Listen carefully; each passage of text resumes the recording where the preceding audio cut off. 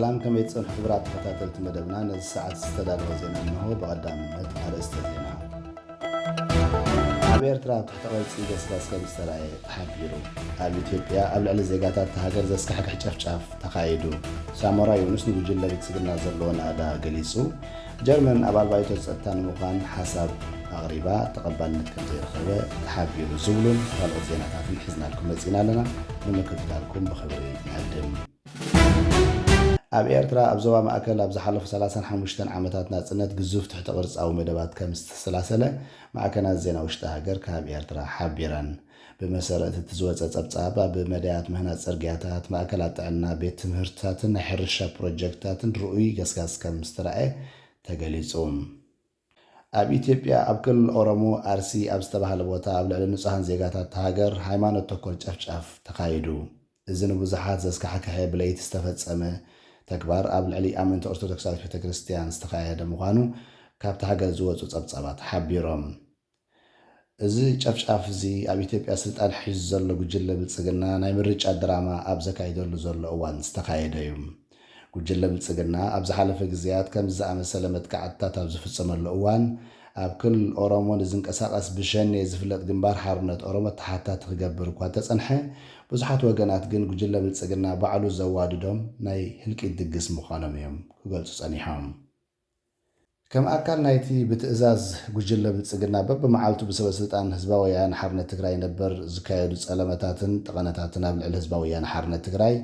ሕጂ እውን ሳሞራ ዩኑስ ተርትኡ ኣኺሉ ነቲ ፌደራል መንግስቲ ዝጽውዕ ጉጅለ ብልጽግና ከመስግን ከመላኽዕን ውዒሎም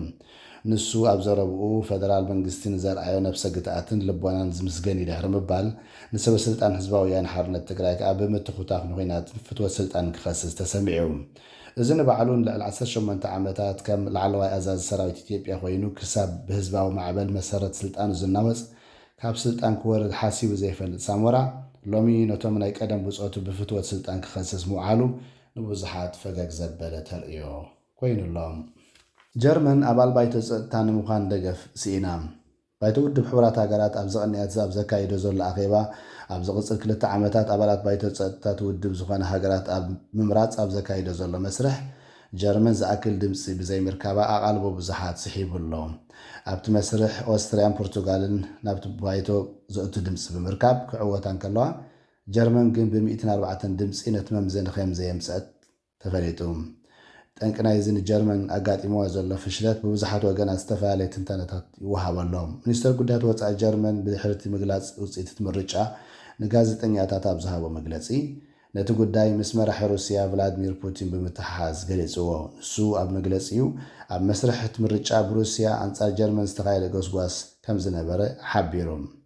ካልኦት ተንተንቲ ብወገኖም ንስዕረት ጀርመን ምስ ደገፍ ጀርመን ንእስራኤል ብሓፈሻ ብፍላይ ከዓ ኣብ ጉዳይ ፍልስጥኤምን እስራኤልን ጀርመን ንዘለዋ መርገፂ ብምትሓሓዝ ይገልጽዎ ዝተንጠልጠለ መስርሕ ምቁራጽ ተኽሲ ኣብ መንጎ ኣሜሪካን ኢራንን ሰዓታዊ ምቅያር እናገበረ ንብዙሓት ተንተንቲ ፖለቲካ ዘይተገማትነቱ እናዓበየ ይመጽእ ከም ዘሎ ምንጭታት ሓቢሮም እቲ ብ28 የካቲት ኣብ ልዕሊ ኢራን ብኣሜሪካን እስራኤልን ብዝተኻየደ ወታደራዊ መጥቃዕቲ ዝጀመረ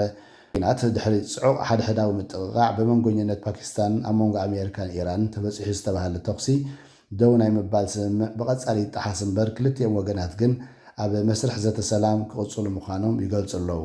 ይኹን እምበር ዛጊት ዝተኻየዱ ዝርርባት ኣብ ጭቡጥ ፍረ ክበጽሑ ከም ዘይከኣሉ ይፍለጥ ሓደ ካብቶም ብዙሓት ኣብ መስርሕ ትዝርብ ሰላም ዘሎ ሓነቕቲ ጉዳያት እቲ ኣብ መንጎ እስራኤልን ዕጡቕ ጉጅለ ህዝቦላህን ዘሎ ጉዳይ እዩ ኢራን ቀጻልነት መስርሕ ዝርብ ሰላም ጉዳይ እስራኤልን ህዝቦላህን ከም ዘጠቓልል ክትገልጽ ጸኒሓላ ዝኸበርኩም ሰማዕትና ንሎም ዝተዳለወ ዜና ብዝተፈጺሙሎ ኣብ ዝቕጽል መደባትና ክሳብ ንራኸብ ሰላም